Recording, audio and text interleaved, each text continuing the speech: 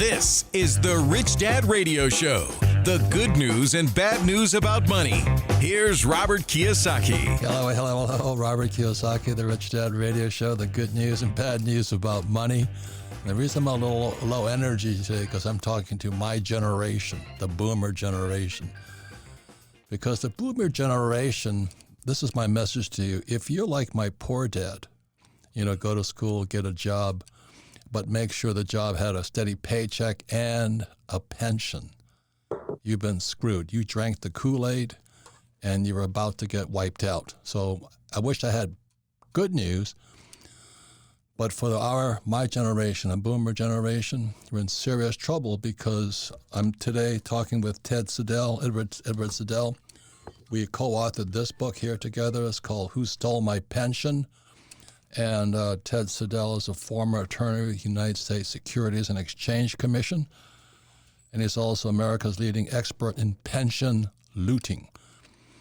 And the reason this is near and dear to my heart is because my poor dad always thought that pension would keep him alive. And he lost his pension a long time ago because he ran for lieutenant governor of the state of Hawaii.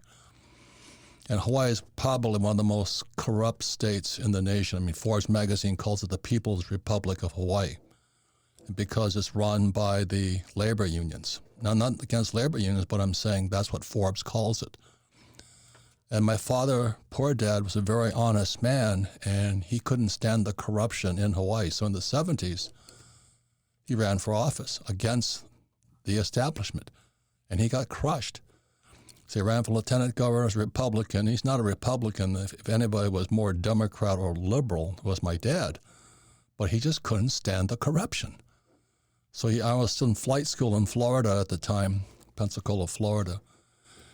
And he said, I'm going to run for office. I went, oh, my God. And so what happened when he lost, he got crushed, the governor of Hawaii said, because the governor, you have to do business with a lot of people if you're governor. A lot of people. And my father told me, he says he had to do business with the mafia, the Hawaiian underground, because that's what politics is. It's a very, very dirty game. So my father ran, he got crushed. The governor said to my dad, you'll never work in this state again. My mother died 6 months later. She couldn't take the loss because they lost everything. And that's when my poor dad became poor dad. He found out his PhD didn't really help him. So he lost his pension. Now, for my generation, when I came back from Vietnam in 74, my poor dad's now broke, no job, no pension, and he tells me to do the same thing he did, but instead, because I flew for the Marine Corps, he says, why don't you get a job with United Airlines? And most of my classmates were flying for the airlines. But guess what? They lost their pension too. So that's why when Ted Siedle asked me to co-write this book with him, it's a subject near and dear to my heart. And so I said, it's the good news and bad news about money. Hopefully we'll have some good news for you today. But if you're a boomer or your parents are boomers and they're counting on that pension, as they say in Hawaii, it's aloha. Your pension has been stolen. And that's not a mistake. And we're calling it in this book, Who Stole My Pension? Because all across the U.S. and the world, pensions are being stolen. That's what happens when you have no financial education in school. You hear that, school teachers? Because your pensions, maybe how would you feel if you're like my poor dad and it disappears when you're like 70 years old? And the stock market crashes and your 401k turns into 101k. Do you know what I mean? Think about that, because that's the future we face right now. So this is the Rich Dad Radio Show, the good news and bad news about money for the baby boom generation, or for those of you who have baby boomer parents.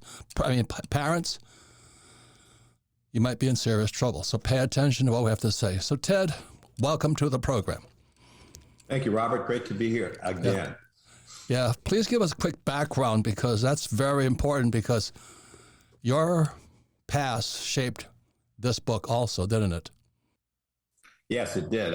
It certainly did. I tell the story in the beginning of the book about how my dad worked for the CIA in Africa, and he disappeared when I was 16 years old.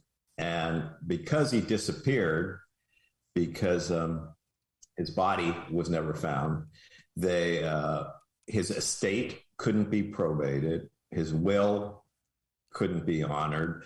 His Social Security benefits wouldn't pay. His life insurance wouldn't pay because there was no proof of death at the time. And fortunately, over time, the U.S. government, CIA, and others came forward with information, and we won a lawsuit against Idi Amin, who had killed my father. So it took several years, but eventually his finances became available. But for years, I was, from basically, 16 to 19, I was orphaned and penniless. And so that's a very frightening situation to be in. And so that motivated me, to really talk about financial security, retirement security. In my opinion, this market crash is accelerating. So those with 401ks are going to go to 101ks. And if your pension's been looted, the stock market also affects most pensions. Is that correct, Ted? Absolutely. And so two things I just want to say. The first thing I want to say at the get-go is there is this notion that your pension has been promised to you. That's just not so. That promise is worth whatever, the words. Yeah, the words. And even the words are the person who's promised you that pension will later tell you they never meant to promise it. It really wasn't a promise. We didn't really mean promise. So it's not even worth the word. But the first thing people need to understand, because they always come to me and say, Ted, how can they do this? They promised me. For 30 years, I worked for the Screen Actors Guild. For 30 years, I worked for the Ohio State Teachers. And then at age 75, they tell me my promised retirement security is an illusion. So that's the first thing to understand. The second thing, and to your point, is pretty much all these government pensions around the country have a June 30th fiscal year end. So we are now in the last, since June 30th, we have begun to hear their performance for the last year. And it's terrible. Yeah, and as terrible as it is, it's actually worse. But we're hearing this everywhere from Norway to California. Pension funds across the world are disclosing historic losses, the deepest losses since the '08 meltdown. So, Ted, would you mind, for edification, again, you starts with your father, it started with my father. But can you give us some, you're known as the biggest whistleblower in the world. It's amazing you're still alive. That's you've gone after those pension thefts. Could you give us a story of one pension you worked on? Yeah, well, I've done over $1 trillion in forensic investigations of pension funds. So I'm the only one who's ever done these investigations. And the first one I did was, frankly, back in 2013. The first public one I did was in Rhode Island, where our current Biden Secretary of Commerce, this investment whiz gal known Gina Raimondo, was the state treasurer. And she works for the Biden administration now with Pete Buttigieg and all those characters, right? Yeah, or Wall Street, whoever. You can say she works for whoever she works. I don't know who's exactly paying her salary. I feel so much better. Yeah. But here you've got a woman who has a dismal business record. This woman has never done anything successfully in the business world. She's been successfully elected as a politician, as state treasurer, state governor, and now she's commerce secretary. But this is a person who I used to say in Rhode Island, they should pay to go away. Pay her money, pay her $1 million to just leave the state, because it would be the best money ever spent. So what I did in the investigation in Rhode Island in 2013 was to show that Gina Raimondo had loaded up the pension fund on very secretive hedge fund and private equity investments. So she ushered in an era of secrecy. Public pensions in Rhode Island and around the country had never been secret in the past. They're supposed to be the most transparent, of all pensions in the world, and their state Freedom of Information Act laws in every state that are supposed to ensure that. Well, she came in and said all of the investment contracts, all the investment dealings for the Rhode Island pension fund will henceforth be secret. And so what she was doing was gambling big on hedge funds. And I said in 2013, this is going to end very badly. And within a few years, she'd racked up losses of nearly $1 billion. This is an $8 billion pension fund. So how does an $8 billion pension fund earn back that billion that she lost? Well, there's only one way to get it back, and that's really to go to the taxpayers. Yeah, and just FYI, when Ted told me about this, that she was being moved on to Biden's staff, I remember I attempted to say something, and I was told to keep my mouth shut. Yeah. You know what I mean? That is how secretive this whole thing is. Yeah, I was told to stop writing about Gina. Yep. When she was nominated for secretary. So let me ask you this question. In Africa, we talk about the Africa salute. It goes like this. Yeah. Was that going on? Oh, sure. Yeah. But so what I didn't mention is, so I've done all these trillions of investigations of pension funds, Ohio, North Carolina, Rhode Island, Florida, around the country. And in looking at all of these huge investment funds, I found a lot of illegal activity. And that was the more profitable side of my work, is as a reporting whistleblower wrongdoing to the SEC and the other federal regulators. So I won the largest whistleblower awards in history a few years ago, $78 million, for reporting this wrongdoing I was seeing in pensions all over the country. So and now the world. The world, yes, right. As well. Because as we point out in our book, Who Stole My Pension, America is the leading financial innovator. And when I say that, we create toxic financial products that we distribute worldwide.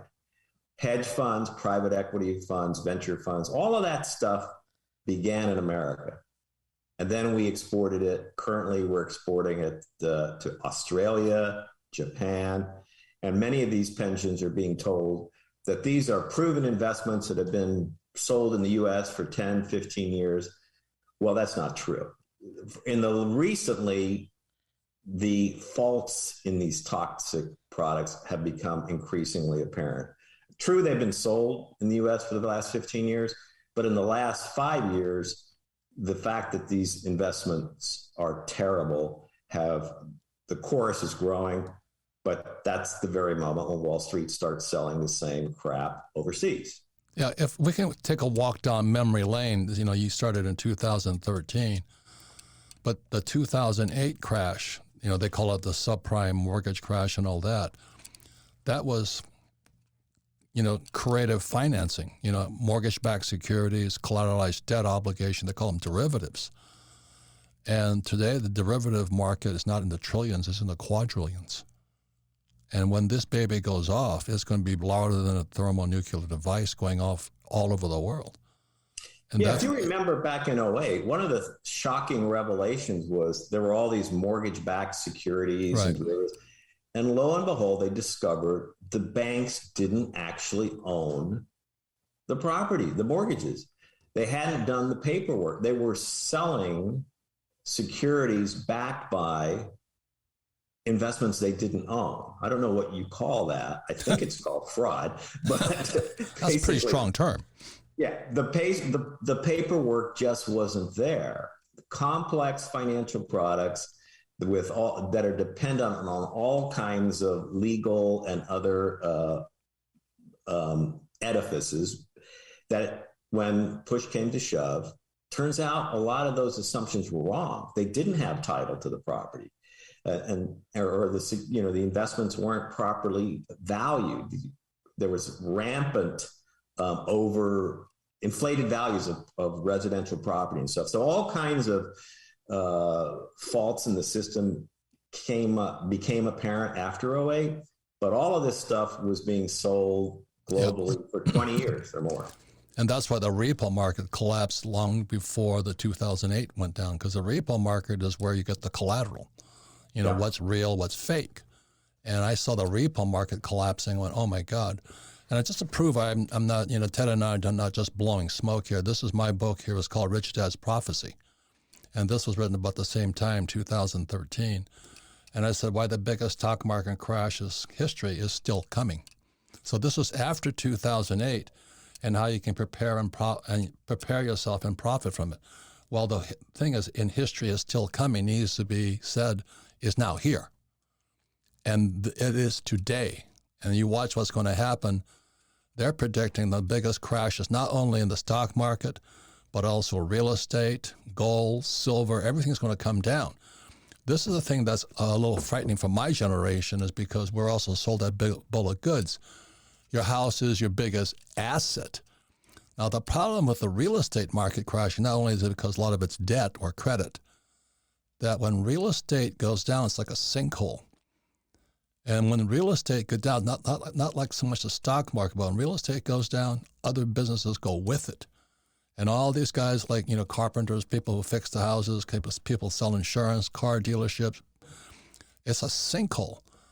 And so as a real estate guy, you know, when people come up to me and say, I took your advice on buying real estate, you know, I'm not Catholic, but I take laps around the rosary bead and I'll pray for you tonight, because the crash is here today.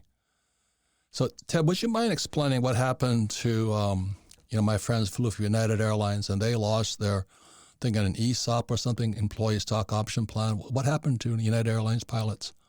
Hey, United Airlines was the largest pension default in history. And that was back, I think, in 2006. I hate to laugh because my classmates were saying, oh, you stupid idiot, we got a job with United and we're all pilots. And we got da-da-da-da-da. And then a few years later, they're looking for work because their pensions are gone. They came, the United Airlines pilots and the U.S. Air pilots came to me and asked me to do a forensic investigation. I did not do one of the United pilots, but I met with the pension bailout group, the PBGC, along with the United pilots, and we begged them to do a forensic investigation into what had caused the United pension to collapse, and they refused to do it. The government said they had no interest in learning what had caused the pension to fail and who may have profited as a result. Then I met with them again with the U.S. Air pilots, and again, the PBGC said they were not interested, but the pilots commissioned me to do a private investigation. Well, now, the PBGC is a Pension Benefit Guaranty Corporation. Yes, the PBGC is the federal agency that's supposed to backstop all corporate, not public government pensions, but all corporate pensions.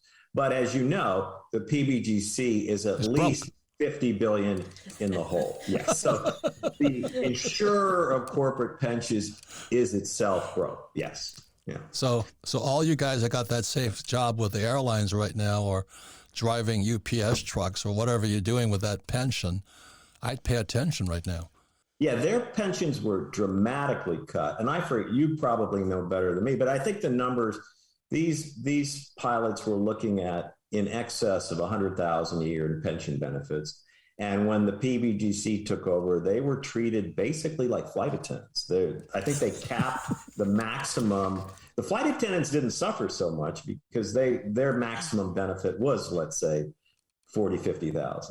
But the pilots came right down to that level. They saw their pension benefits cut by 60, 70%. I got the phone calls. Oh, what happened? Tell me. You know, I said, you idiot, you should have listened to me a long time ago, because they were just like my poor dad. You know, when they lost everything, they lost it. When they lose their pensions, they lose their future. And then they're too old to recover. So I have friends who are pilots, you know, they're high-paying, high-flying, probably $300,000, $400,000 a year pilots, and they thought they were King Tut, you know.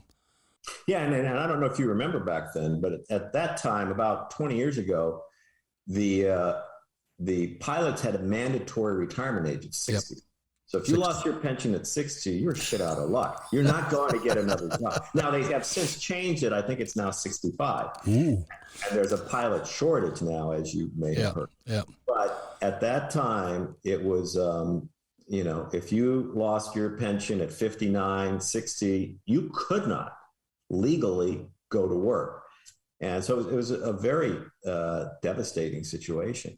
I really shouldn't laugh, but when I was in flight school in Pensacola, Florida, all my friends were saying, man, when I'm through with this gig, I think 5 or 6 years you have to pay for your pilot training. I'm going to get a job with the airlines. And I'm going, good luck, boys, because my dad had just... Say that, because when I represented the U.S. Air pilots back in 2012, they told me just the opposite. They tell their kids who are flying in the military to stay in the military because the benefits are better today. Right, or at least they were 10 years ago. Yeah. But this was 69, 70. Yeah. And my father got wiped out in 70. And all these guys are saying, they're trying to get in the C-130 pipeline, the different aircraft, because certain aircraft got special dispensation for the airlines. And then I took the helicopter gunship, which means no airline would hire me, which is a good thing.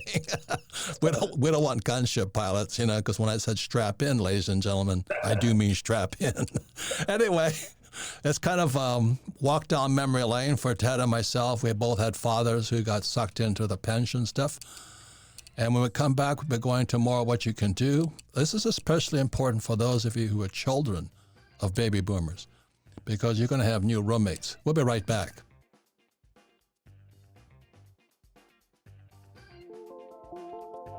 The elite, backed by the accreditation laws, have had access to all the early investment opportunities.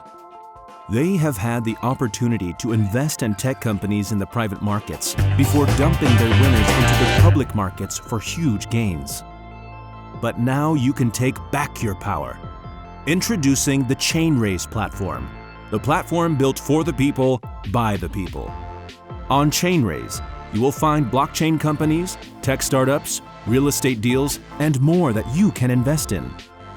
Anyone 18 and over across the world can create a diversified portfolio with under $1,000. Go hunting for the next tech unicorn, or look for cash flow opportunities all through one platform. Join us in taking back your power. Go to chainraise.io today. Feeling powerless over current events and your financial future? Financial freedom is your freedom.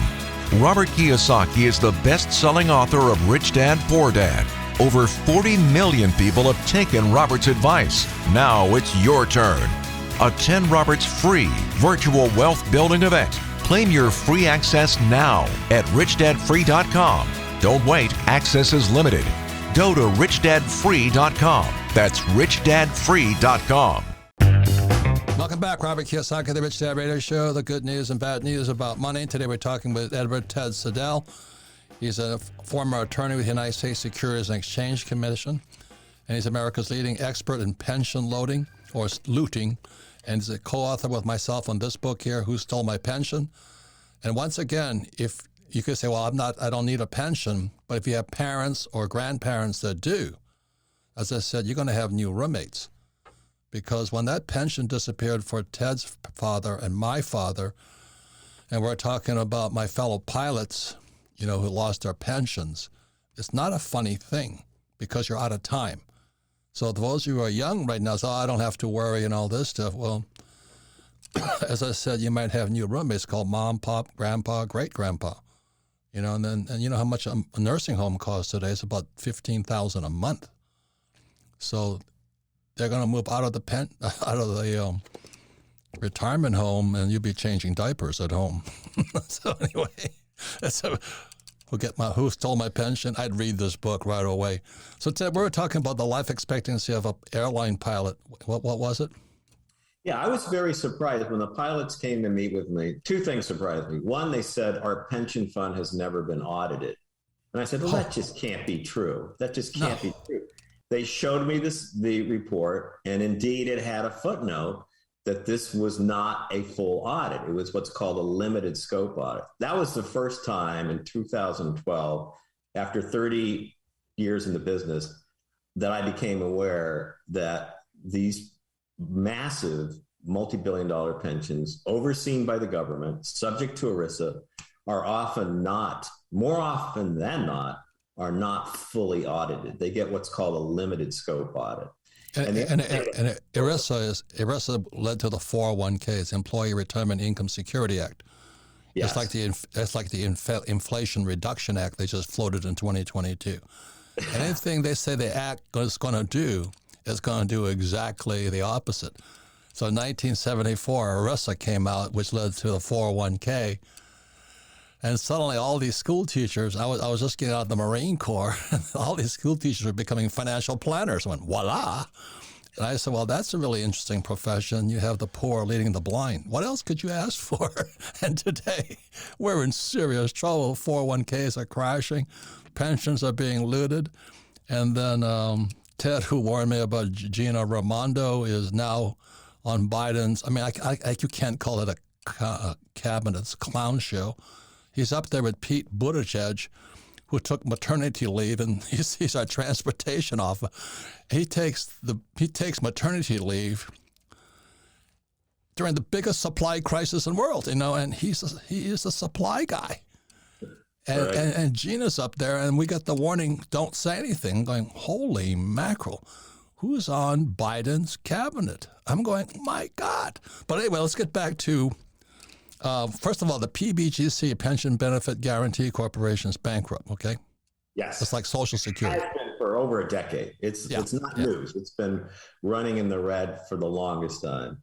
And you mentioned ERISA, and your listeners should understand that ERISA is a comprehensive federal law that applies to private pensions, corporate pensions. Right. It does not apply to state, county, and local pensions. CalPERS, New York State, these government pensions are exempt from ERISA. So as bad as ERISA is, there is no ERISA for the state pensions. It's totally the Wild West. But getting back to our other point, as to say in Hawaii, aloha.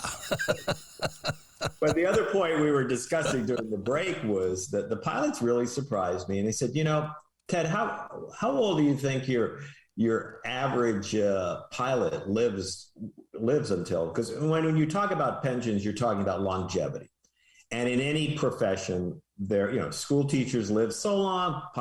So they shocked me by saying your average pilot died at like age 55. And I said, well, how can that be? And you said the answer, radiation in the cockpit. That's what they said. I don't know if any of this is true, but this is what they told me. No, that's what we were told also a long time ago. And that's why I was saying in 1969 and 70, 71, when I was going through pilot training in Pensacola, all my friends couldn't wait to fly the C-130.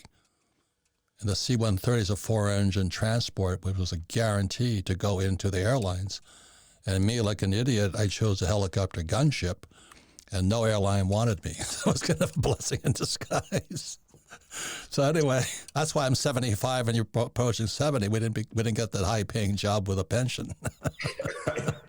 But it's when you get into pensions, it's surprising. It's often, you find that NFL players die very, very young because of, injury, damage, but also because of drugs and guns and women. Fast driving, the fast driving lifestyle, life in the fast lane, if you will. I like that, yes. But I think, if you look at what's the average age that policemen die, it's not, I think pilots die at a younger age on average than policemen. So there's a lot of contradictions there. What are the health risks? What are the mortality risks? But you learn a lot when you look at pensions, because you're studying different workforce populations. Right. And the thing that, I'm being 75 right now, Kim and I own one of the biggest assisted living homes right on Camelback Avenue in Phoenix. And it's for high-end baby boomers. And I think it's like $15,000, $20,000 a month. That's a lot of money, to change your diapers. So if you're a millennial or younger right now, if you want to be changing diapers, pay attention to this Who Stole My Pension podcast with Rich Dad and Ted Siedle.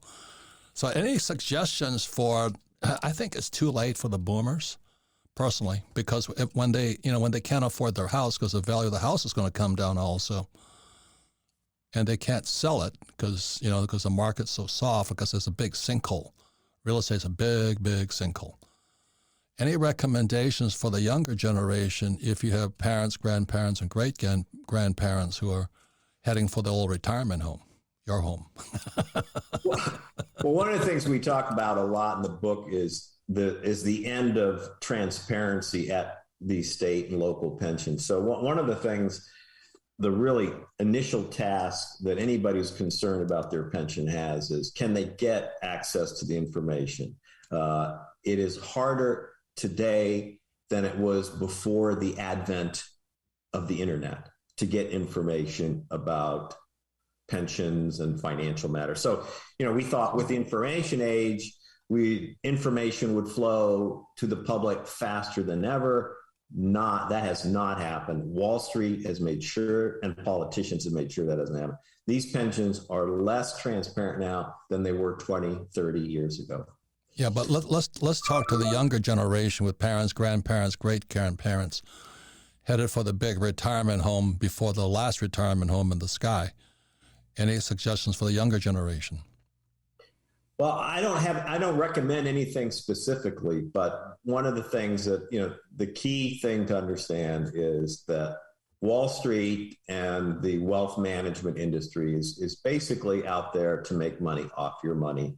And they are not interested, despite all the rhetoric, doing what's best for you, the client, is not their primary interest. So a lot of what you talk about, to the extent that you can get control over your investments and, originate them yourselves, that's all great, because if you put your money into these Wall Street funds, you're basically making somebody else rich. So think about what you could do locally and in your own life.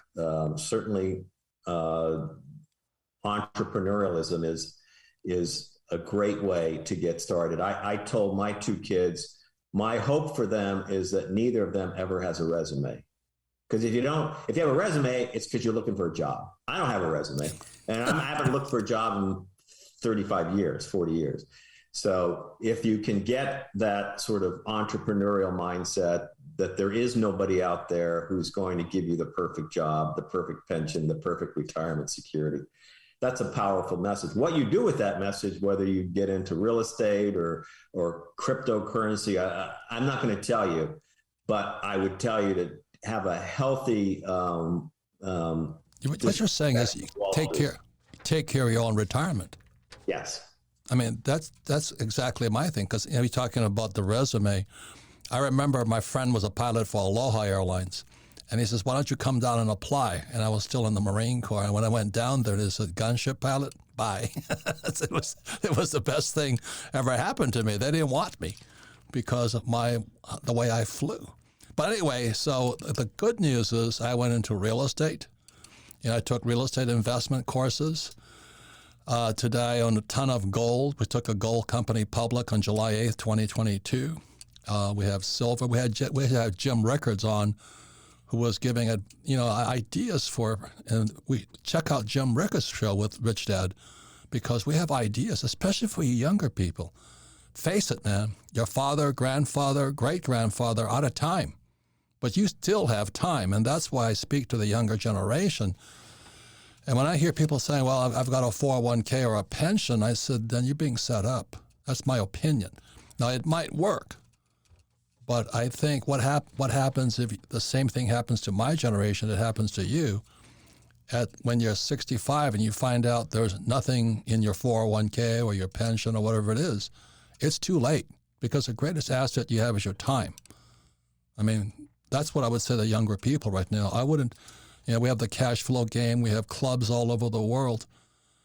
But you better start training your brain, because, financial education is a great protection from financial slavery. Yeah. I know for me, my dad was terrified that I would never graduate from high school because I was a terrible student. And the irony is, Robert, I never did graduate from high school. I got accepted into college after 10th grade, but I never, to this day, got a high school diploma. Wow. So he was right to be worried, and he was right that I would never get that high school degree.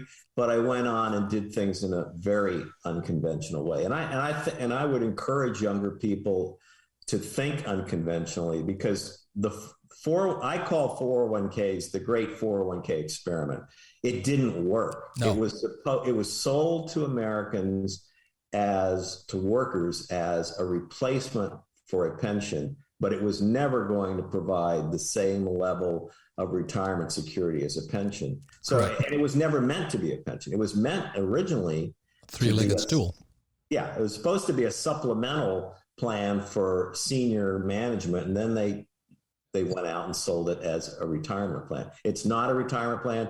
Don't think of it as it can help you towards retirement, but it is not in and of itself a retirement plan. Correct. We don't like to give financial advice, but I wouldn't be a passive investor today. I'd be an entrepreneur. I'd be creating my own assets, doing my own study, managing my own account, finding out about tax laws and all the stuff that Rich Dad stands for. And the sooner you do it, the better. If you wait 50, you got to start thinking about this as you're entering the workforce. I'd say go to work somewhere else for someone else for 3 to 5 years, and then the writing's on the wall. Start your own thing. Learn from others, but then quickly exit and start your own thing. So I remember in '74, I was still in the Marine Corps, still flying out of Hawaii, and took my first real estate course, and that's when I knew. I was just following my rich dad's footsteps. And my poor dad kept saying, go back to school, fly for United, get your PhD, and have a pension. And that was my father's advice, and it didn't work for him, but he was still telling me to do it. Jim Ricketts was just on our program just before you. And it's just the problem with the last depression, it lasted longer than the depression.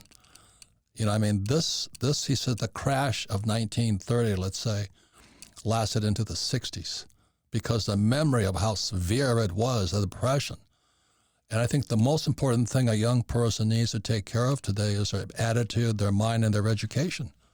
Because this boom, I want to prove, I don't like to tout my own stuff, but this here proves I was speaking back then what's happening today. The biggest stock market crash in history is still coming. I need to change that, is now here. And, if your house is your biggest asset and your 401k is going to keep you alive and your savings, how can you save money when they're printing tons of it, trillions? And every stimulus is a theft of your wealth. If you think about that, when they print money to give to people who don't work, they're stealing your money, your wealth. So that's why, ladies and gentlemen, we have the Rich Dad radio show, the Rich Dad Company, we have cash flow games and all this thing. We don't give financial advice, but I would say become your own entrepreneur and create your own assets, because that's what I do today. So Ted, thank you very much. One final thing. Name one European country where their pensions are toast. I'm not sure. I can't name one in particular, but one of the interesting things that just came out, the Norwegian pension funds announced their results, and their results were significantly worse than most of the American pensions are showing losses for the last fiscal year of 3 to 6, 7%. The Norwegian pension fund came out with like 14 losses of 14%. But what the reason is because America's pensions are hiding the losses on private equity and these opaque, secretive investors. They're not marking them to market. So when American pensions, your state pension fund says they lost 6%, that's not the true number. The number is probably double, maybe triple that. So to their credit, the financial press is getting that. They are saying in a lot of these articles, Calpers announces losses of 6%, but then they say, but this does not include losses on certain other. So I don't really know because it's apples to oranges, but I know that many of the foreign pensions are being more honest about how bad things are than America's politically driven state pensions are. So as a closing statement, let's talk about CalPERS, because a lot of people don't know it. That's the one I watch the most. What is CalPERS? Well, CalPERS is the largest public pension largest government pension in the United States. And it's the California Public Employees Retirement System. And who are they supposed to fund?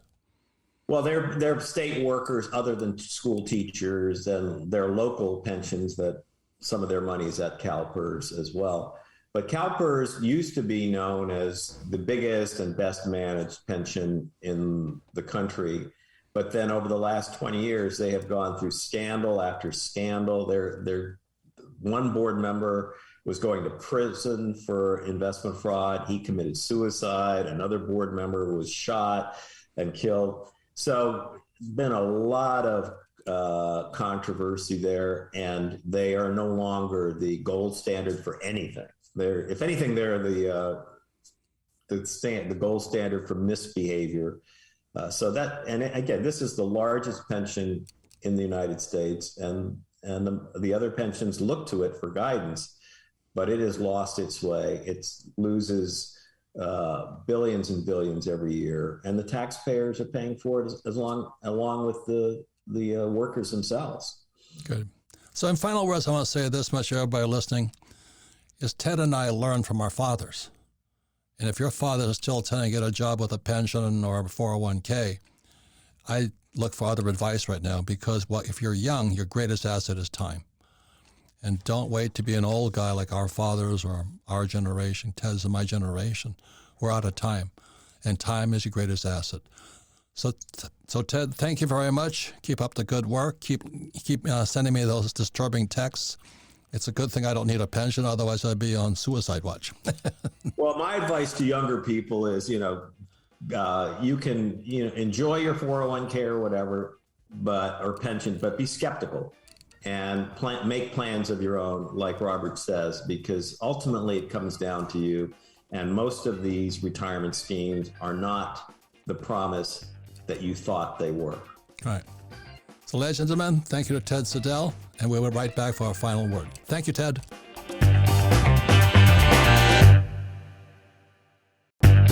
Welcome back, Robert Kiyosaki, the Rich Dad Radio Show, the good news and bad news about money, but this time it's the pensions. And I really want to thank my co-author on this thing, Ted Siedle, who stole my pension. And our message today for most of you young people out there, don't listen to your parents. If they told you get a job and get a 401k and count on the government taking care of you and like the PBGC, Pension Guarantee Credit Corporation, and then Biden's team up there in the White House protecting I don't know who, I mean, you're in serious trouble. So I would just back it up again, is rather than listen to your mommy and daddy. The reason I brought up the stock market, the last depression, it lasted years beyond the depression because people remembered how bad it was. So Ted and I were fortunate. We both had dads who lost their pensions. But that woke us up.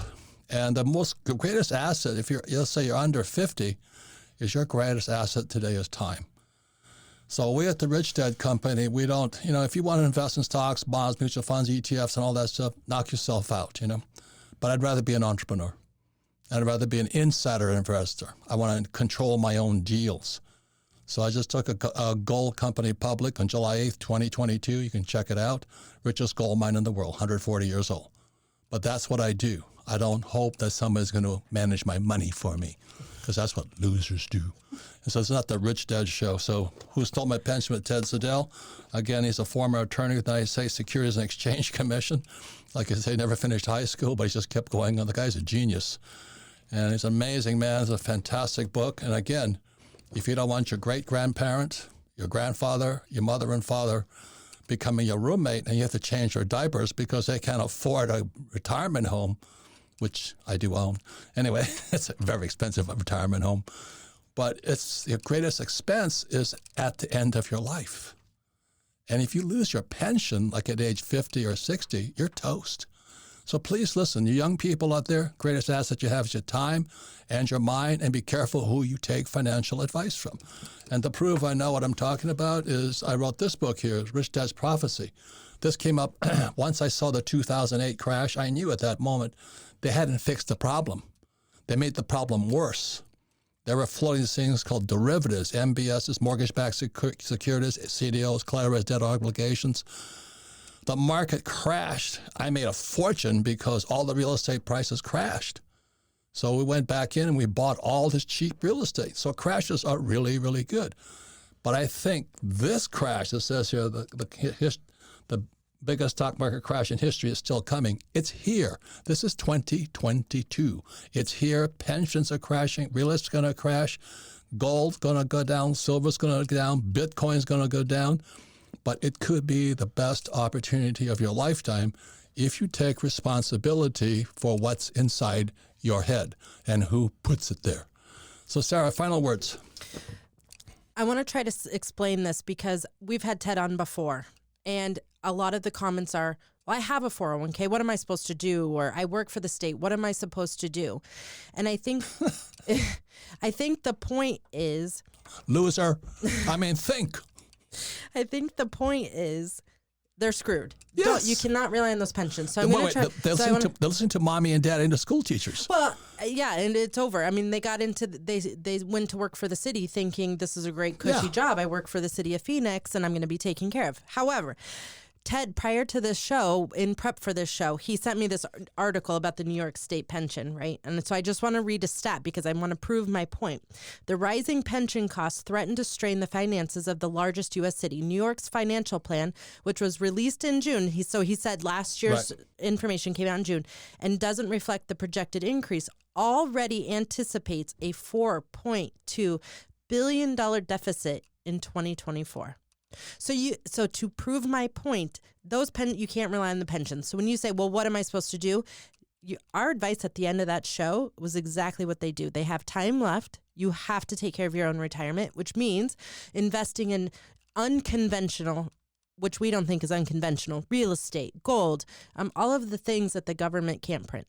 I'd invested your brain. Like in 1974, when my dad was unemployed, I'm coming back from Vietnam and getting spit on by all these hippies and all that stuff, the love children. Oh, my God. But anyway, I'm sitting there, and my poor dad says, get your PhD and fly for the airlines. I'm going, you got to be nuts. And then my rich dad says, you want to be rich, you got to start your own education. So I took a real estate course in 1974. It cost me $385. I learned how to buy real estate for nothing down by a real instructor. See, the problem with academics is most instructors are smart people, but they don't do what they preach. So the most important thing you can do as a young person is look for a teacher who actually does what they do. That just popped into my head. I was watching a news station. I'm not going to say who it is. And the guest was a law professor. And he starts, so they were asking about this Trump raid on the White House, and I know we're way off topic, but I just want to say something because that always sticks in my head, right? Our professors don't actually do the real thing. So when you go to business school, do they run their own business? Blah, blah, blah, blah, blah, right? Well, the law professor said, I'm not an attorney. I've never practiced law, but I teach it. No.